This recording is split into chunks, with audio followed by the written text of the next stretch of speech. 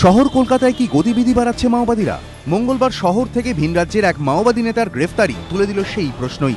মঙ্গলবার মধ্যরাত এমজি রোডে হানা দেয় গয়া পুলিশের বিশেষ দল। গ্রেফতার করা হয় মাও নেতা নেপালি যাদবকে। কিন্তু কে এই নেপালি যাদব? পুলিশ সূত্রে খবর, মাওবাদীদের সাবজোনাল কমান্ডারের দায়িত্বপ্রাপ্ত ধৃত নেপালি যাদব বিহার, ওড়িশা, ঝাড়খণ্ড সহ একাধিক রাজ্যে তার নামে 12টিরও বেশি মামলা ঝুলছে, যার মধ্যে রয়েছে বিস্ফোরণ, অপহরণ সহ একাধিক নাশকতামূলক কাজকর্মের অভিযোগ। কিন্তু কলকাতায় কি করে নেপালির সন্ধান মিলল? গয়া পুলিশের দাবি, নেপালি যাদবকে দীর্ঘদিন ধরে খুঁজছিলেন গোয়েন্দারা। অবস্থান সম্পর্কে সুনির্দিষ্ট তথ্য মিললেও বারবার পালিয়ে যাচ্ছিলেন এই মাওবাদী নেতা।